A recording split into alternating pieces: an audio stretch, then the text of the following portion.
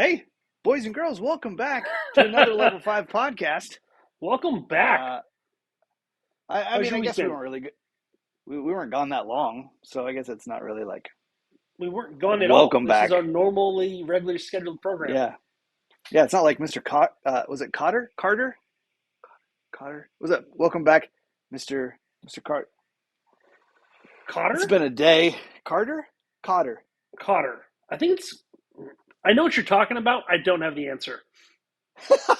It's but the song is like welcome back, welcome back, welcome back. Something like that. I don't know. I don't know why that is in my head. It's just I heard welcome back and that's where my brain went. So The world may you're never know. welcome. Three. The answer is three. Uh, Jeremiah, how are you? Just a minute ago, right? So any of you in the podcast world, you don't know this totally, but Jeremiah just told me this. He's in Texas.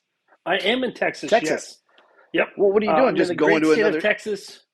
It's Just for work. I'll allow it. Okay. Uh, Good deal. so on Tuesday night, I flew out to Texas at like 5 p.m. I Okay. got into San Antonio around 12 o'clock, 1 in the morning, something like that, maybe 1 in the morning. Okay. And then I went to get my rental car. And that process took 45 minutes at 1 in the morning to get a rental car. Why? It was a long line. I don't know if like every car or every person that got off the plane decided to get a rental car at the same time or what, but it was a long process. And I Man. finally get to my hotel room like at 2:30 in the morning, and then I had to go to a restaurant, help them out today, uh, and then luckily I'm 2 hours ahead of you, so it's 5 p.m. ish for me right now, which All right. means Time I'm for done bed. with work for the day. As soon as I'm done here, I can go to dinner. I have no clue what I'm gonna do after this, Right, because and you I don't fly have. out tomorrow morning. Okay. And you don't have Creasa with you, right? It's No, just you. yeah, she's got to be a real life teacher, and actually take care of the kids that way. So she can't jet set with me all the time. That's true. That's true. So what are you doing in Texas though? What's your job in Texas? I thought you did credit card things for little bars and taverns in Long Beach. I do them all over the place. I do credit card Hmm. processing, any restaurant, any place that wants to work with us, and we just happen Okay. to have a restaurant out here. So Good deal. Good deal. All yeah, right. Well, hey, I am excited to do another podcast, and I have to do the math. And I meant to do the math before you popped on, but you popped on earlier than I expected. I was going to do the math and see what number podcast this is, because I want to say, Jeremiah, this might be number 20. is this 20? I actually haven't done the math either. Wait, are we doing published episodes? Yes, Okay, published. It doesn't okay. count if it's not published, right? Because you're right. We've got a couple lost episodes out there, but we did because there's 16. We have 16 published episodes in the first season, and this Now is we episode actually only have 4. 15 published in the first season, right? Because we started on number 2. Oh snap! You are correct. Yeah.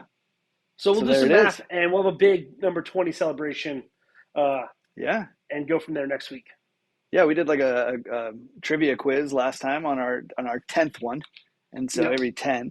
Um, yeah. And then what is it? Do we have to hit 20 or do we have to hit 21 before we hit the top 1% of all podcasts? I think it was 20. I think it's 20 gets us in that Okay. echelon of not necessarily the best podcast. I want to make sure that's really clear. But as far as people that have consistently put out podcasts, 20 Right. was the benchmark we saw. That's right. That's right. Of all of the podcasts that are out there in podcast land, only 1% of them hit 20 or more episodes. Yes. And that's great. That's pretty We cool. were trying to do it weekly, but that didn't work. But I'm excited that we got to this milestone. Yeah. We're there. Yeah. And who knows where this is going to end? I Uh, mean, at the last episode, probably, if I had to take a random guess. craziness. Craziness. There will be no last episode. The last episode will be, oh, look, is that Jesus? And then that's it. And there we go. Oh, I'm glad you said the last episode would be that. Is that Jesus and not, hey, Jesse, I know you're on your deathbed, but we've got to record. Yeah. Yeah. We I, took I those guess it slightly would. different ways. Yeah, it takes a different note. Or or if we're chatting and then all of a sudden you say, "Is that Jesus?" And then you disappear, and I'm like, Jeremiah, Jeremiah, Jeremiah. uh, Now I don't really we believe can that get, that's I don't really believe in that kind of like rapture thing, which I'm sure a lot of people will not be happy about because Tim LaHaye and Jerry B. Jenkins made a very compelling case in their Left Behind series. But that aside, we can save that for a whole other podcast. yeah, that's a Uh, different. I don't want to get into because I have thoughts. and I'm there not are a. lots of I thoughts don't out there. subscribe to that whole thing just as a taste, but I have thoughts on that. Yeah. That's why we started this podcast because you have We did, ideas, I have ideas, and we're just going to put them out there and just whoever wants and to we pick don't them up. always agree with our ideas. That's the key. Yeah. Wait, each other's ideas or our own ideas? I agree with most of my ideas. Okay, I I mean, agree every with. now and then I say something that are ridiculous, and I say it just because it's ridiculous. But when I actually mean it, I agree with my ideas. Yeah. I'll have an idea and then I'll say it out loud and immediately I'll go, yeah, no, Mm. no, I shouldn't have said that one out loud. Um, all right, wait, let's. I think we got some. We got a different kind of podcast today. I'm excited about it, and Yeah. yeah, I think we'll just catch up real quick. I don't think it's going to take long. Kind of like, how was your Halloween? What was my Halloween like? Uh, but then, yeah, you know what? Actually, yeah. Sorry, I had a thought. Well, we'll see. We'll see how this goes. I'm the editor. Who knows what this is going to be like when we're done? I was like, well, and then what? Because I thought I knew what was going on, and then halfway through, you seemed like you changed the plan on me. It was Uh, a rapture moment. Um, but so yeah, we but have we'll catch up on Halloween a little bit, and then technology willing, let's knock on some wood because I'm superstitious. Oh, I'm stitious. I'm just a little stitious. Um, let's go. Let's go ahead and try and react to some TikTok videos. yeah, yeah. Because if ever there's a place to get some truth, it's on TikTok. Yeah. Uh, I would say you can, but you've got to be discerning, and I Ooh, think that will be the goal of this this episode is to let's discern and kind of wade through some of that podcast or that TikTok water fantastic. Let's without getting podcast too about it. dirty. Oh yeah, let's podcast about it. I love it. Let's podcast about it.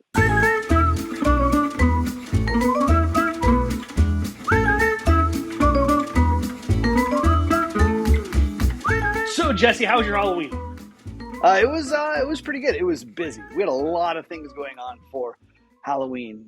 Saturday was like a this thing in Federal Way, the city we're in. There was a big, huge kind of event at one of the Federal Way community centers that my parents were hosting a like a table at, and so but it was all for kids to come in, and it was all inside a gymnasium. There was a trunk or treat that was outside with like fire trucks and police cars and poison control, which I thought I had never seen them at a trick or treat thing, but totally made sense that they would be there. And so What a that was world pretty we live cool. in.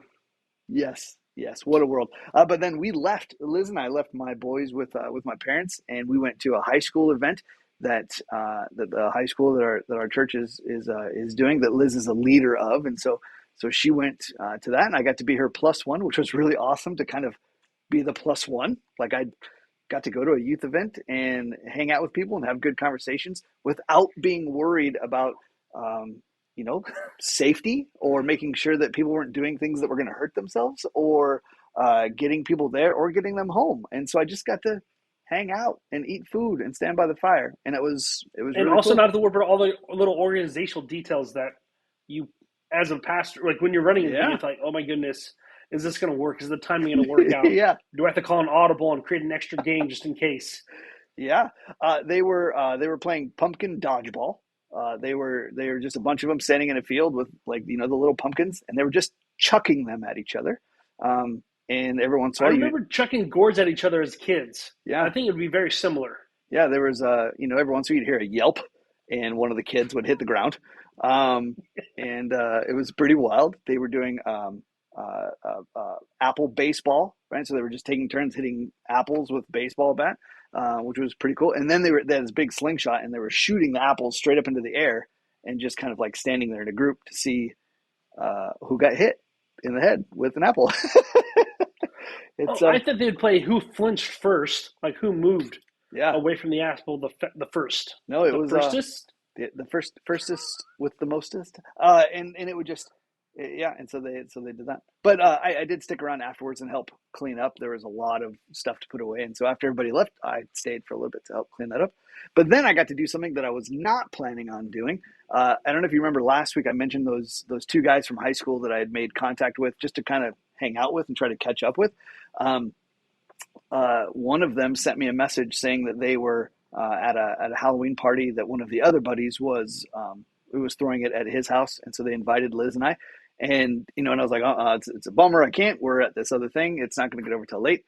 And it turned out he was like 8 minutes down the road, and so after we got everything cleaned up, Liz and I drove over there, and we surprised. So the one friend knew I was coming, and the second friend didn't know I was coming, and I wasn't I wasn't sure what to expect, to be honest. I haven't seen these guys in a crazy, I mean, like closer to 2 decades kind of time frame, right? This isn't like a year ago or 2 years ago or even before I went to California. It's been a very long time, and it was when you think about the caliber of friends that you have when you're younger, it's not built on the same kind of things as they are now. Like right, like so me and you, we have a really deep friendship that's built on a lot of intimacy and knowing each other and all of this kind of stuff. These guys I knew on a very surface level. They were my best friends at the time, but it was only like it wasn't really ever very deep, and so I had no idea what to expect, and so my buddy Jeff he met me outside, and so I gave him a hug, and we had never hugged before, right? That's like the weird thing too, like you don't hug as young high schoolers in any case, No, and you so can't. it's just Wait, did you give like a full 2 arm embrace hug, or did yeah, you do the bro hug? no, it was like Oh, a you like didn't. one of those, and Oh, okay. introduced him to Okay. Liz, and then they walked us into the house, and Brandon, the other friend, he was out in the back at the fire, and he didn't even really recognize me at first, but then he as soon as he realized who it was, he just came over and just gave me a hug. Like it was just like I don't know, it was That's awesome. sweet was the word, right? I didn't know how these guys were going to respond, and their initial responses were hugs and embracing and kind of like bringing me in, and as well as Liz, meeting their wives, and I only got to hang out there for about 10 minutes, but I mean I couldn't stop thinking about how just I think how much it meant to me, right? It meant a lot to me to see them and to yeah, more than I expected. So it was Mm. really great. Ended up Yeah. ended up being a really late night. We've already connected, and we're starting to make plans on when we can actually like see each other and hang out and like actually catch You're up with each Facebook other's friends lives. now. Yeah, yeah, yeah. But even like Brandon's wife and my wife, they've now exchanged numbers, and so it's just Ooh. yeah. So it was cool. And then Sunday, gosh, we're not even at Halloween yet. So then Sunday was church, and then we did a trunk or treat at the church in the evening, which we had never done one here before, and so we were just kind of like not really sure what to expect. And it was huge. And people brought out like people here had never done them before, and so they weren't even sure what to do with their trunks. But they came and their trunks were exquisitely decorated, and they just, I mean, pulled out all the stops, music, lights, decorations. This one kid put together like a fishing station where the kids could like have a fishing pole over this wall, and then he would tie like this bag of candy to it. Like, I mean, they were like wacky waving inflatable guys. It was, and so it was really cool. It was really cool. Way more people than we expected, and it was awesome. Um, and then the next day was trick or treating, and we went to a neighborhood that is a little bit more on the uppity side of things, upscale. And my parents helped hand out candy at one of the houses, and there was a lady who was like clicking like how many kids came through, and she had clicked about almost 1,900 kids to come through this Ooh. neighborhood. And so, but we made our way all the way through the whole neighborhood, and kids got loaded up on candy, and yeah, and so it was good. It was busy. Did they get an iPhone or like a PlayStation 5 or anything? None of that. None of that. Although I did see that Mr. Beast put out a video that he was giving out That's iPhones. what I was gonna say. I saw Mr. Beast putting out a video. I don't Yep. know where he lives, I think so closer to you. I think he's down there somewhere in Southern California, actually. probably I have no idea. I mean, I'm not gonna go hunt him down. because that'd be weird. But I mean, Super it'd be weird. cool if you just randomly went to a house and you're like, "I got an iPhone." Yeah. I'd be like, Now, there's a part of me that if I was a kid, I'd be like, "Could I have a Hershey's bar?" like, yeah, this is great and all, but like, I can't eat this. And I would like I sugar. already have a Yeah. phone. Do you have a Hershey bar? This is the one night a year I can have Right. candy, and you give me an iPhone. What am I going to do with this? I don't even have a phone number. Thanks, man. Um, Now, thanks. You put my family into debt by getting me a phone line. Thank you. oh, man. That's funny. That's funny. What about you? What'd you do? So Friday night we had our Great Pumpkin Hunt, which is a youth event that we put on where kids go and hunt for the Great Pumpkin. This year we put it under the disguise of like the FBI was looking to hire a team or to train a team Okay. in helping them hunt the Great Pumpkin out. So they had to go forward and one, prove their ability to decipher clues, and then two, uh, manage points and figure out what the best point system is because we assign different point values to different photo types they could take. So they Okay. could take a photo proposing to Yeah. someone, or they could take a photo, um, you know, acting like a pumpkin or Okay. disguising themselves. So there's different photo opportunities they had, and so that's what we did on Friday night. Uh, it was actually really interesting because one team came back. They were the first team back, and we said, "Hey, just so you know, your last photo didn't count." Okay. And they were a little upset with us, and we're like, "We texted you saying, hey, that photo doesn't count. Yeah. Send it back. Like, go do it again." And so they're like, "Oh, we didn't get that text message." It's like, we have the text message chain. Here it Right. is. And so they left, went and redid the photo, and then when they came back, they were the second team to finish the actual race. Okay. But because of point values, the way that we set it up, like this year, it wasn't necessarily based off of the first team back. Okay. They still won the race, which was nice. Okay. So, yeah, All right. it was funny because they were kind of upset. I did the math, and I was like, "You're upset over nothing." Like, you still won. yeah, Yeah. you're upset, and all you're doing is getting mad, and yeah, that's all you're Yeah. doing. Did you have a good? You're still gonna get the prize. Did you have a good turnout? What'd you say? 16 Okay. kids. So Good deal. decent enough turnout, Yeah. especially for an event where we don't have like the normal youth group that we've been having Right. lately. Yeah. Yeah. So that was Friday night. Saturday, I don't think I did anything Saturday. Oh, I had a friend's bachelor party. Okay. So nothing Halloween related that day. That was Top Golf and playing board games. Top golf. And then, yeah, golf, but like a bowling alley, I guess Yeah. might be a good way to describe it. Or a bowling or like darts. Sunday, sure, yeah. Sunday we did church, pretty lazy day, and then went back to the apartment and shopped and went to Costco. That was probably the most adult, like married adult I've been this entire time. Like since I've been married, Okay. like Sunday was the most what you expect married life to Yeah. be. Yeah. Yeah. Congratulations. And then, thank you. And then Monday, Halloween, my wife's family invited us over, and they had her cousin is I think a sophomore in high Okay. school, and so they had a bunch of her friends over. You know, we had food, passed out candy, and then the high schoolers went and trick or treated still, Okay. and then that was it. Yeah, pretty relatively lazy Halloween, All but right. a fun one. How- It was a nice pass out candy.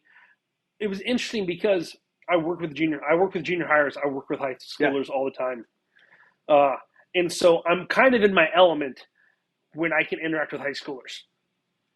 And so we have all these high schoolers show up to a house. Kids, I've only know the cousin. I don't know any of her Okay. friends, but I'm in my element just to have conversation with Yeah. them.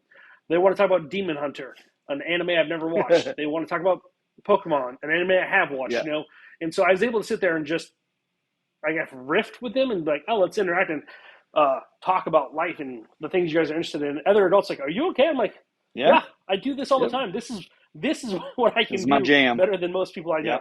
Yeah, for sure. This is I'm in my wheelhouse Yeah. by interacting with these high schoolers. Cool. So it was Cool. a good time. Glad you got to do that. Good.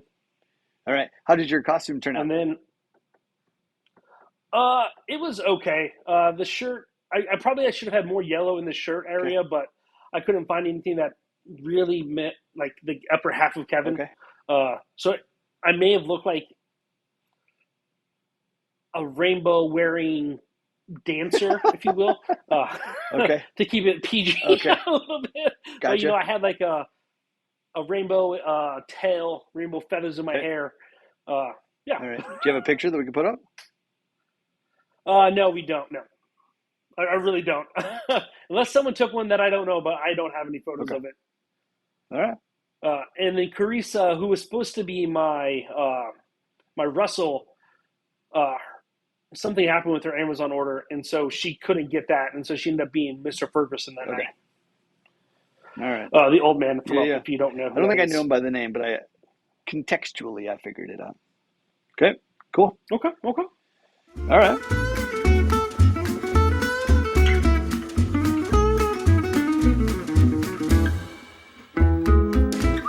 Let's introduce what we're about Yeah, to yeah. do. Jeremiah and I spend a good amount of time, not a good amount of time, a fair amount, an average amount of time on the TikToks. And every once in a while we come across videos that just make you go, huh. And so we'll send them to each other just with the tag of like thoughts. Like, what do you think about this? Like, I have thoughts, but I want to hear your thoughts, and then I'll say my thoughts. And that happened a little bit over this past week, and so we thought, hey, let's throw this in here where we kind of try to show a video, and then we'll put it up here for you guys to see it, and then we'll kind of try to break it down as best we can. We are not. I didn't take notes. I don't think Jeremiah took notes, so it's not like we've got this whole planned thing. But No. it's kind of reactions. In fact, I'll even say because people don't really like this. I think a lot, but pastor reactions, right? I know that Jeremiah doesn't hold the title, official title of pastor, but I would say that Jeremiah is a pastor, and so I think this is a fair segment that we can call pastors react to the TikToks.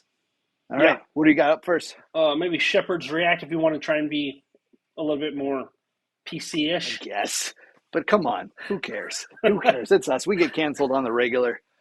Pastors react. We absolutely do. All right, let's react, Mr. Pastor, dude. All right. All right, ready for this? Yeah. Do we want to set anything up, or just want to do it? I'd say the first one. This is a video that I think I found. And little context for it, you and I both have been to Bible college, and so whether that be a seminary, I don't know what does Moody consider itself a seminary, or was it just I don't know. Bible I didn't go college? to Moody though. No, not Moody. You went to Multnomah. Multnomah. It's a university. So I got a degree. I got a bachelor's. I didn't get a master's. So yeah. Okay. Yeah. So I also have a bachelor of I think it's a Bachelor of Arts in Christian Yeah, Ministries. I think that's it. Yeah. Okay. Anyways. So I'm gonna hit play. Okay. Let's watch All this right. video. We'll react. The trend where the people like post like what their pastor said and what that's like as the reason they left the church, like has single-handedly proved that pastors need, like not should, like in any ordinary circumstance they should be required by every denomination, by every church, whatever, to have formal training, actual education, because they're I mean these answers are garbage, dude. They fly in the face of church history, deny Reformed orthodoxy. It's disappointing, and people are leaving the faith because of it, because of these pastors who are horribly equipped to answer even seemingly surface level theological questions like, hey, if someone who's never heard of Jesus dies, do they go to hell? That is an easy theological question to answer. It's literally in the second chapter of Romans. The answer is there, like literally right there. All men are without excuse because of creation. So I don't really know what the deal is, man. Like, we can do better. All right. I love the sentiment at the end because I think we can always do better. And Yeah. I think that's something that's always good to kind of hang your hat on. Initial reactions, Jeremiah. What do you think?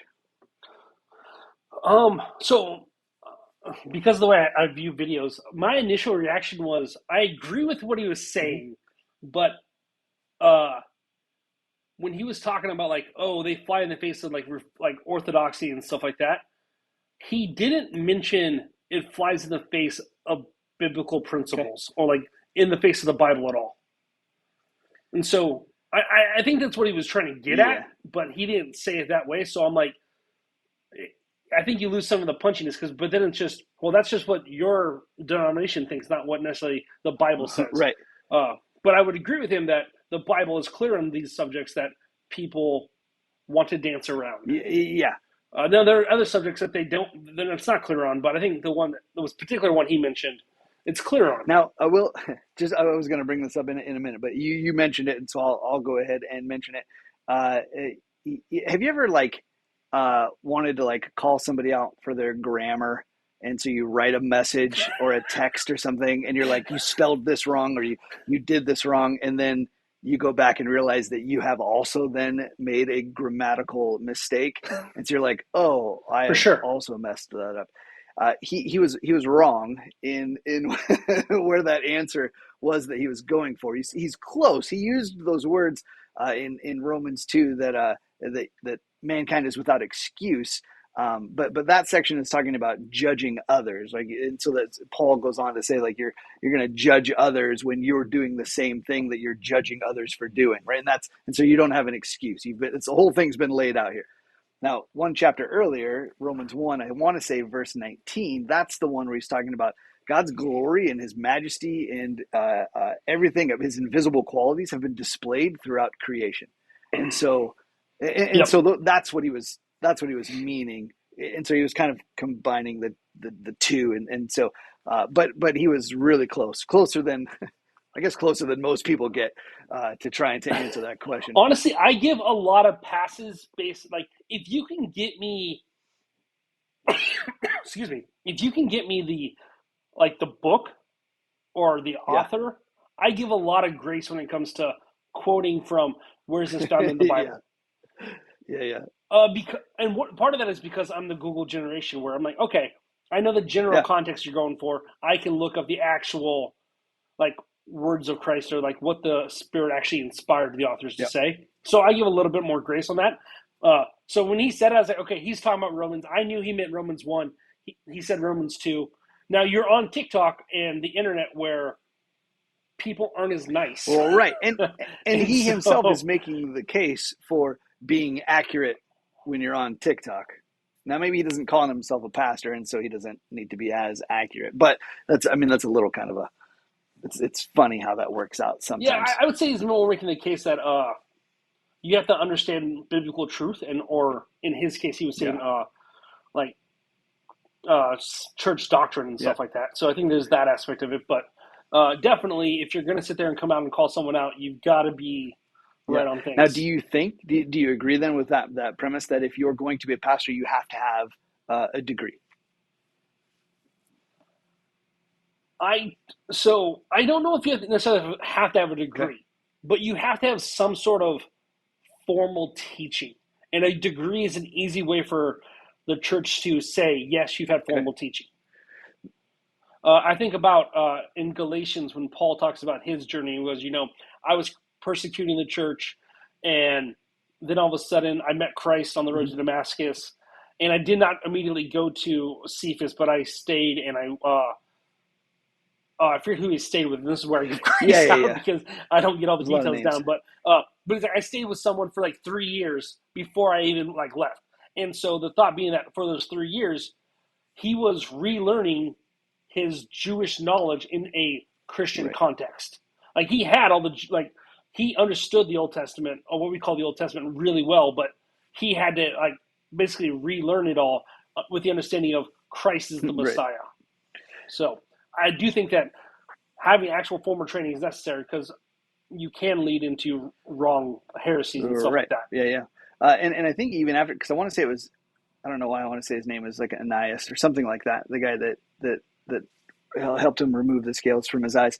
But then even after he did go to the disciples, once they were finally okay, you're not here to murder us, he did more.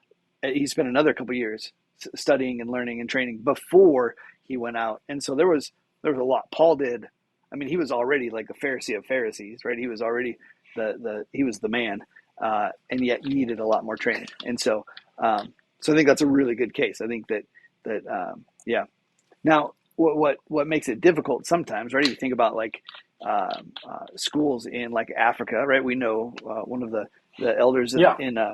of your church now, um, runs a school there, and a lot of these places that just have this like thirst and this desire to know Jesus and to have this relationship with Jesus, they don't have the means for education. They just know that they've got a Bible and they want people to know Jesus, and so it would feel weird to be like, sorry, you can't tell people about Jesus because you don't have a degree. You didn't go to school yet.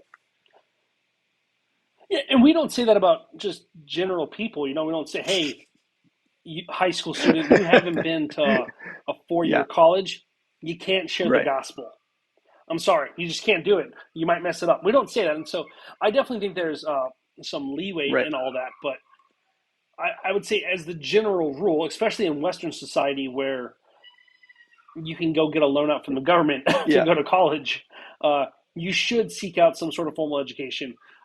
But that can even be an ordination process right. with through a church, where I know, like the Christian Missionary Alliance, the alliance that I'm a part of, they make their Yeah. pastors and directors and stuff go through an ordination process to be able to understand Yeah, to biblical make sure that truths. you're on the same page, that you understand the sanctification, you understand the persons of the Trinity, you understand the gospel and end time, like all of these kind of things, that you have a biblical understanding Yeah, of each of these categories, so that the denomination can, in good faith, send you out and be like, okay, you know what you're talking about according to Scripture, not just according to like us as our yeah, thoughts and feelings, but according to what Scripture says, which is why that process was so intense, because it was like you had to back up every question or every answer with multiple scriptures. You needed to be able to find where they were, and all just by having your Bible, like not Googling everything. Which agree, I'm a part of that same thing. Like I will just Google the answer, and so it's really is intense. Yeah. Um, and I don't want to like plug myself too much, but when I talk to people, I can easily flow into, well, it says, right. blah blah blah blah blah, and I might not be able to give you chapter and verse for every single Right. thing. So I definitely think having the knowledge in you and written on your heart is important. Yeah. But the original scripture didn't have chapters and verses, Yeah. That's why. so I'm going to Yeah, give yeah, myself a and pass. that's why they had entire books memorized, right? Like, I Yep. think there was like a certain age that you had to have the first 5 books memorized. Like we struggle with Hmm. a chapter, memorizing a chapter. They're memorizing books, books. It's impressive.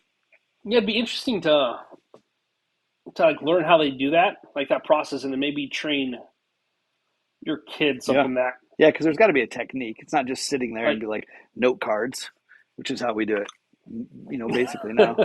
no, and I think part of it just might be constantly Yeah, reading for it. sure. Oh, I mean, how well can you quote a television show or movie because you've seen it a thousand times, or a song for that matter? yeah, Liz was getting upset with me the other day because I was bummed that she doesn't really like she doesn't like a lot of the TV or movies that I like, and so I have to watch those on my own. And so she was doing something, and I had The Office on, and so she sat down with me to watch it, and I immediately started quoting the lines that were coming, and she was like, "Hey, look, if you want me to do this, like if you want me to like watch this with you, you got to stop it. Like you can't do that.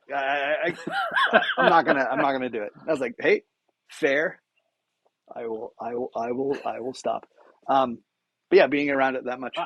I do that occasionally. I'll say the line, and then like I'll say the line increasingly like what, and then I just point at the TV, and like Yeah. a half a second later they say the line. I'm like, I do that a lot with I do that a it's lot of songs in the car with the boys. Like I'll just say it, but I'll say the line as though I just made a statement, and they're like, "What is that?" And be like, "Hang on, there it is, right there." And then they just shake their head. I love doing that with opening Yeah, lines too. Like, well, I'll just say the opening line to the song, like in the intro, and then like, what? yeah. I'm like, and there we There it go, is. There there it we is. go. Um, uh, real quick, back to this guy. He's obviously hearing some pastors on TikTok share some things that are not biblical, or they're just crap answers.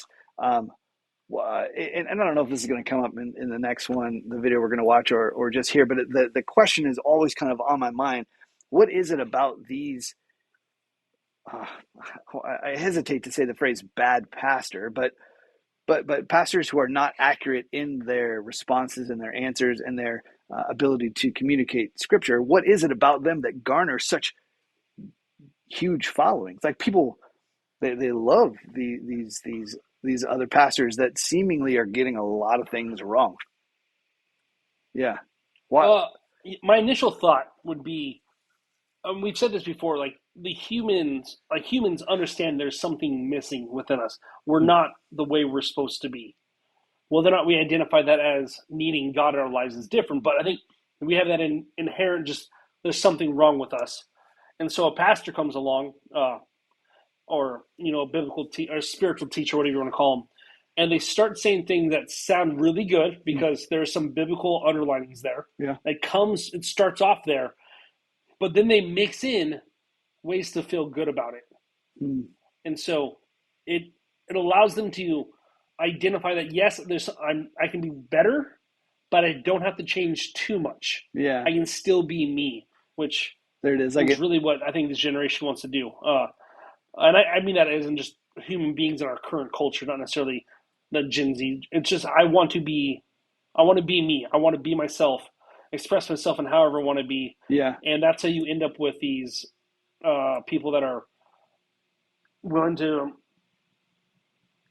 claim to be part of a sexual identity, claim to be a gender that they're not biologically speaking, and so they just sit there and find ways to.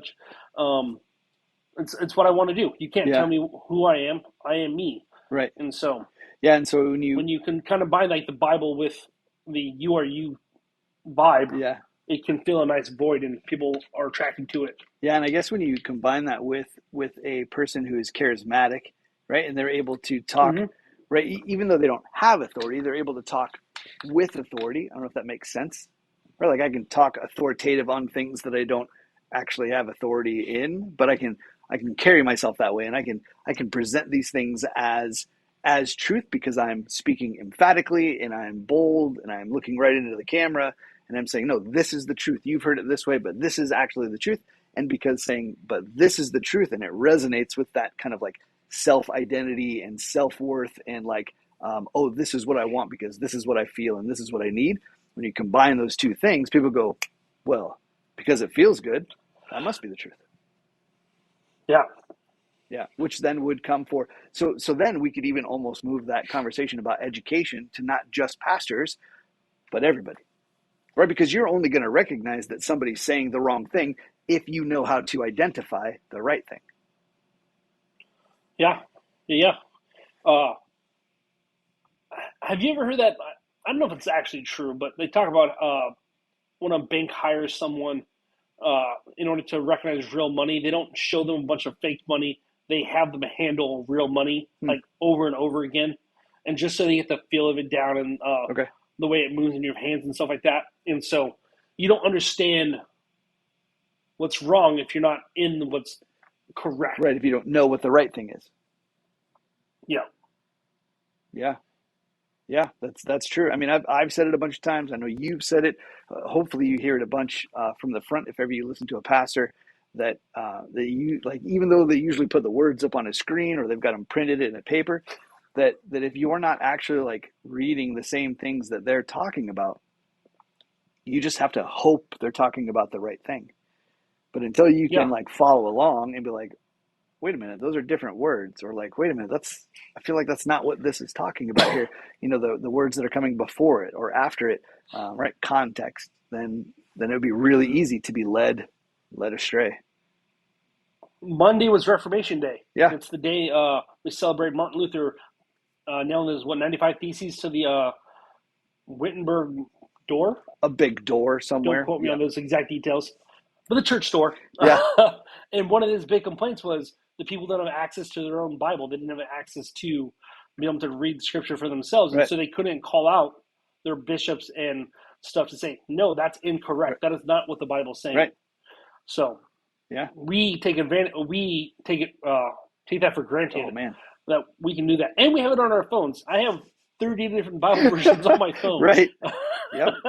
Yep. I think I mean, I've got like 5 or 6 other Bible versions like in hard copy, but I've got yeah. 30 or how many versions of my phone. Yeah, and I can pull up the Greek if I want to. yeah, like not only does like one app have like 30 different versions, but I'm pretty sure I have 3 different Bible apps that each have their own like spin and take on, not spin, but their own like different attributes that they attribute, right? So like one of them, I love the Blue Letter Bible, right? It helps you like figure out like the Greek and the Hebrew and where are the other places that is, so you can get more out of it. But you're right, we totally take that take advantage of that. The advantage of it, take it for granted. That's what it's. I messed it up the first time, so It was. I'll forgive you for messing it I up. put it in my head. Yeah, we take it for granted. We have access to it, and yet we don't do anything with it. So, anyways.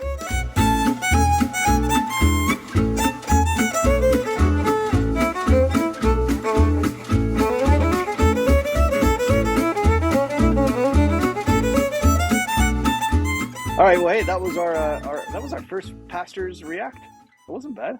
Yeah, that's Pastors React number 1. Do you want to do a second one? But let's get into number 2. Number 2. Let's see number 2. I was gonna see how this works out. Make some number 2 jokes, but who does number 2 work for? Who does number 2 work for? Oh, let's get into it, folks. Where did the rest of the people come from?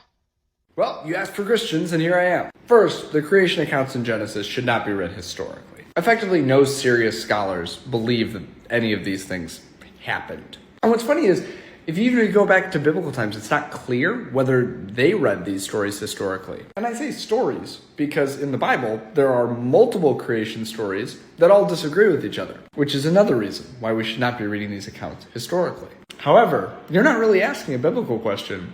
You're asking a genetics question. And what genetics tells us is that we do have a most recent common ancestor, who they call Eve in kind of a tongue-in-cheek way. But this Eve did not live in the Garden of Eden, 6,000 years ago and have 2 sons named Cain and Abel. She lived like 200,000 years ago. And I tell you all that to tell you this. Your initial questions were good questions. But when you got into the gotcha-isms, it wound up being self-defeating. Just critique us for what we say. So, okay, so I think this one's a slightly different video. Yeah. So he's stitching obviously this girl at the beginning, because I think the full thing she's just like got a question for Christians, or where did all these people come from, I think is her question. And I've not watched her whole video, so I don't know all of the things that she's I think asking. That's the essence of it. Hey, if Adam and Eve had 2 kids, Cain and Abel, and Cain kills Abel, where do all the other human beings come on Earth? Right. Okay. If you left, and that's the general story that most people know. Most people would know from the Bible, right? Adam and Eve had 2 kids. Mm-hmm. One of the brothers kills the other ones, and then they stop. That's where the story stops in their brain. Right. And don't get me wrong, if that's where the story stops, I have questions too. Same. But it doesn't stop there. We know that they had a lot of kids. They kept having kids. And we can save the whole, like, wait a minute, does that mean that brother and sisters were getting married at some point? We'll save that for a whole other thing, because I don't know the answers to a lot of that. It's just... I think the answer has to be yes, and I think that's totally fine. It's got to start somewhere, right? And so... Genetically speaking, like, if we want to get... Genetically speaking, one of the reasons we can't marry your brother or sister, close cousins, whatever, is because you might have a lot of defects in your genes because you're so closely related. And an issue you have might be in someone else that's related to you. So it's one of the reasons we don't allow for marrying of your sisters and brothers and stuff like that. Now, I think it's weird because it's very weird to want to marry your sister or your cousin. But back then, that was just another human being. Right. And you're all family, so I don't think it was as weird for you. And it's important to remember to not take something that's happened thousands and thousands and thousands and thousands of years ago and place our current social constructs and how we understand life on that. Like, it's a totally different time, place, circumstance, everything. And they were living to be 600 to 800 years. And so, like, it's totally different. But all of that to say, this guy then starts talking, and Oh, we didn't get to the actual Yeah, video. yeah, yeah. Let's actually react to what this guy has to say here. He starts by saying that we should not take the creation account historically. Thoughts? I have heard that thought process before, and I disagree Okay. with it. In what sense? Like that you shouldn't take it historical. When I read the Bible and I look at the way that people approached it, it seemed that they took it as literal. They took it as actual facts happening. Jesus quotes about the creation account and stuff like that. There's a lot of things that harken back to creation throughout the Bible and stuff where you can pinpoint things that are happening. Like if you look at Jesus dying on the cross and how that is reflective of things that happened during creation and stuff like that. So I think there's a lot of things you can pinpoint to, and it doesn't seem like they took it as just another story, right?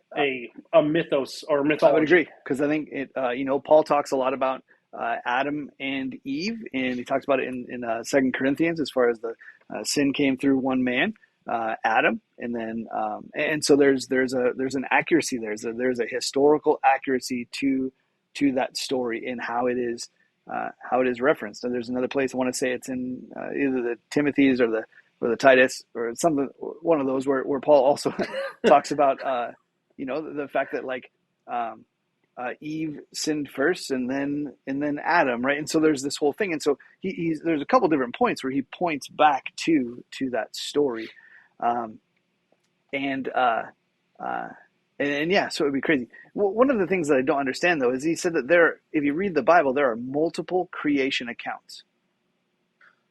I don't know what that means. The only thing I can think of is people will try to split up the creation account in like Genesis 2 from Genesis 3.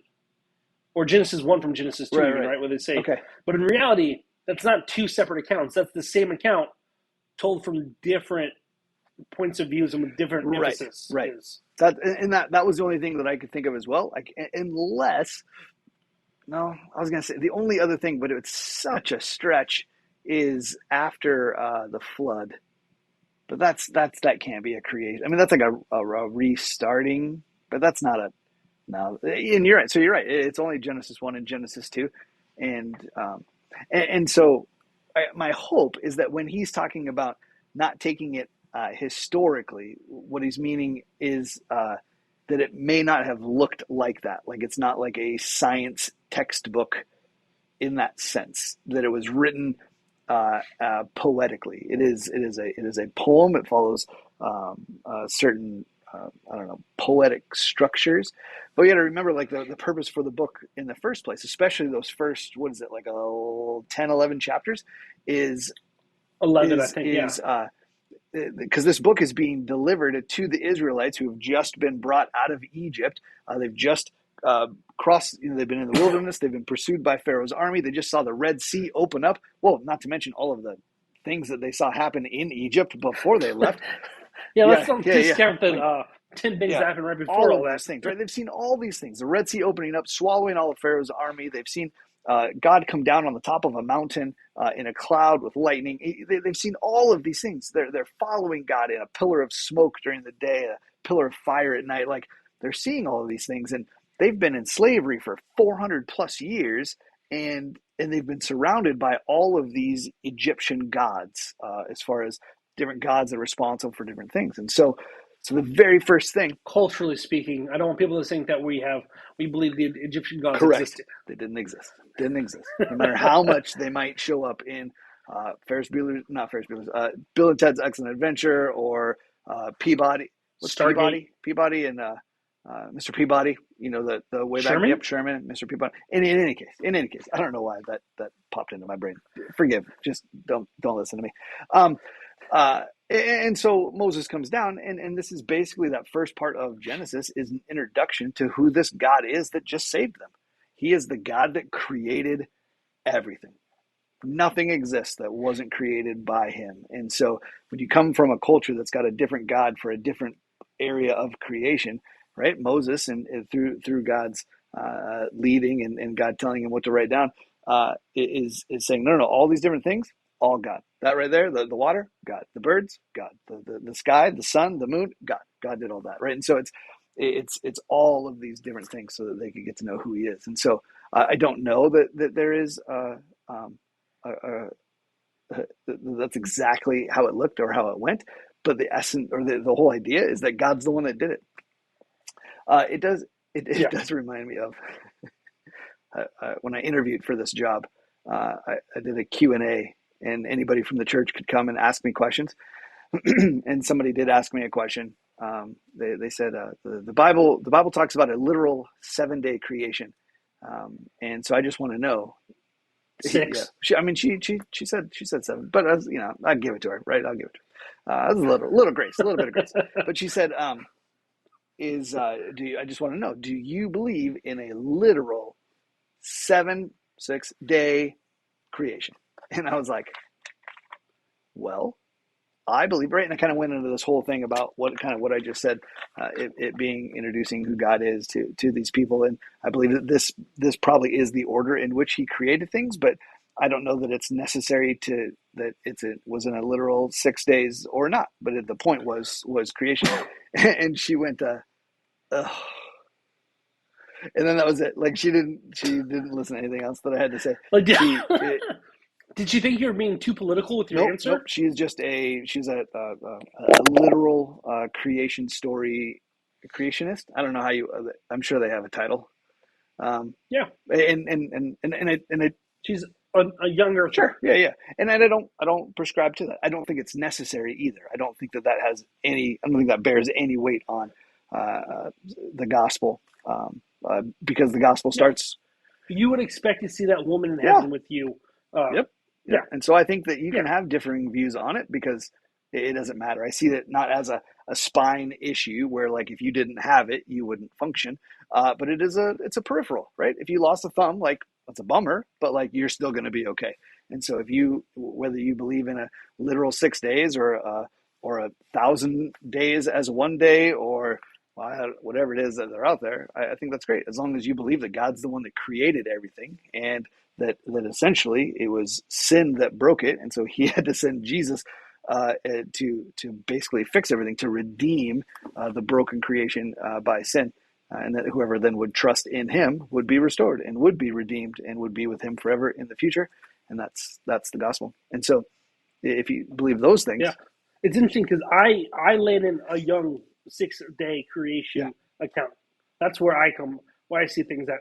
But I also don't think it's not like the end of the world. If you want to say that it's 10 billion years or whatever it is, okay. Like, unless that somehow takes you away from the gospel message, I don't think there's an issue with that. And I think that's okay. Like, I can still be your friend. Yep. Even though you're wrong, you can definitely still be my friend. I'll allow it. Sure. Appreciate that. Thank you. And so this guy, I've seen this guy's videos before, and he's a little bit more on the is it the deconstruction side? Like just kind of like things they don't have to be how we read them, that they can be other things too. And he makes a lot of really, really bold claims, right? This is kind of that idea of saying things with authority. And so people will listen to this guy and be like, oh, he's obviously knows what he's talking about. I'll listen to the way he's talking. And I don't know that that's always the case. Yeah, I joined a Facebook group when I was in college for theology majors and stuff. And I was in the group for a long time, and I liked a lot of what they were saying. But then I started to like read more and more of their posts and to like listen to some of the nitpickiness that they were doing. And some of it was, well, if you read Paul here, he's saying this, but if you read over here, it says this. And so there was some good discussion. But eventually I got to a point where I was like, I feel like they enjoy debating the Bible more than they do the actual Bible itself and understanding that it's God's word. Like they treated it way more as a textbook than they did as God's word. And so I had to leave that Facebook group because I was like, I can't, like, it's not good for me to be like, okay, is this I was like, I don't think you guys are approaching this as God's word as Right. much as you should. Now, that's a very surface condemnation of that group, and so I don't want to sit there and claim that any of them aren't Christians, like, because I do not believe that. But Right. when I approach them, eventually I was just like, I can't. I got to move on. And so, but yeah, I have seen a lot more of this. Well, the Bible, you got to read it more as a textbook rather than the inspired Word of God. And when you start taking that approach to things, I think you walk down some dangerous paths where you can sit there and believe, hey, I can believe whatever I want. Right. I can feel however I want, because it's not really God's word that's telling me, it's just mankind. And if it's man doing it, man is flawed, and therefore I don't have to follow it all. Right. And that becomes a really slippery slope, because as you start to discount certain parts of scripture as like, oh, that doesn't make sense, or I don't like how that makes me feel, or that seems to be really mean towards this kind of group of people, or even towards me. Like if you start to kind of cut things out that you don't like, it kind of makes all of it expendable. I mean, Yeah. and so then you're kind of playing judge. You're playing God in essence, which kind of is the essence of sin. Like you deciding what's best, and that you know best. You'll become like God. Mike. Right. Right. And so then if you're going to cut these things out, what's to say that the whole part about Jesus being the only way to the Father should not also be cut out? Or the parts that talk about Jesus' sacrifice being sufficient for all mankind of all time, right? Like you start to play with these things, and pretty soon none of it means anything, and all of it's up for grabs. And if all of it can be up for grabs, where you can kind of pick and choose what you believe, the scary truth is that probably means that you're not a believer in the first place. And Yeah. people don't like that, right? People want to be able to go to heaven, and I get it. Everyone should want to go to heaven, but you don't get to go there because you want to go to heaven, and you get to kind of like do whatever you want. Like you just be like, right? That's that whole like mentality. The word is escaping my mind right now. Entitled, right? This whole like, no, I want it, so I should get it. No, I'm not going to do anything to earn it. Baruch assault syndrome. Baruch. I want it now. I want it now, and it doesn't work. It doesn't work. While grace is a free gift, right? It's a free gift from God, so that no man can boast. Ephesians 2:8-9. It does cost, right? Which is an interesting idea, because it doesn't cost you anything. You cannot earn salvation. You cannot do anything that makes God say, okay, now I will save you. But at the same time, it does cost you a surrendered life. It does. You kind of like, right, Romans 9:10 that says, if you believe, or if you confess with your mouth that Jesus is Lord, if you believe in your heart that God raised him from the dead, then you'll be saved. But by confessing that Jesus is Lord, you're not just saying the words, right? Jesus is Lord. You're not declaring bankruptcy, right? It's not a matter of just saying the words out loud, right? It's actually yeah, like putting him in the right spot. Right. You're acknowledging that no, Jesus is Lord, which means he gets a say in how I live my life, and and that's huge. And so if you're going to say Jesus is Lord, but don't tell me what to do, well, then Jesus isn't really Lord. Yeah. And if Jesus isn't really Lord, then you're not really saved, right? Like that is well, you're not a Christian, and so therefore you're not saved. Right. Yeah. I'll make that, because people would say, "Oh, you don't have to be a Christian." I'm like, no, you're not a Christian, and if you're not a Christian, you're not saved. Because only by one name can you be saved, and if you don't believe that that's Jesus, then that's it. And I know that people don't like to hear that, but that also is addressed in Scripture. People are not going to like to hear that. Yeah. So, anyways, I feel like that turned into a bunch of little mini sermons, which was fun, to be honest. But I think it was good. Yeah. A little more All right, hard hitting than let's usual. leave those kids with those two things. Two things, dude. Look, and we're both rocking the two. We are. Yes. We didn't even plan it. That was totally not planned. We didn't plan it at all. It's crazy. Just level 5, baby. Level 5.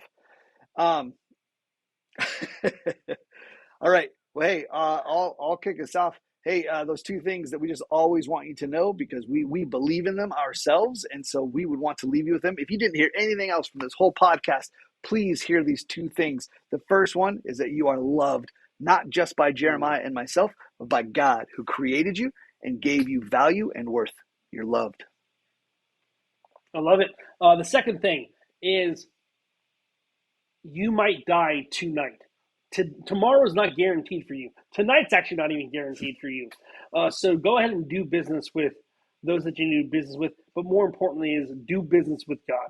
Get right with him because he is the Lord. He is the creator of all the universe. And one day you will have to do business with him. So you might as well do it now. Yep. If there's anything that you heard in this podcast that you would like clarification on that doesn't make sense, or you have a question, hey, drop it in the on Spotify. There's a little thing for you to leave a comment. If you're watching this on YouTube, leave a comment. Jeremiah and I are not ones to attack people because of their questions, but man, we would love to answer them. If you've got questions, we would love to be able to provide at least some answers or a place where you can find them. So, and with that, yeah. This has been. And we'll put our really quick. Do we put our Instagram and stuff in the? I haven't put them in there in a little while. I'll put them in there. We should put our Instagrams just so people if they want to DM us or whatever, they totally can. Yeah, for sure. And so we can get the we can throw it into the podcast. I mean, we can do a discussion about it that way. Yeah. All right. Well, hey, this has been your episode 4 Level 5 podcast.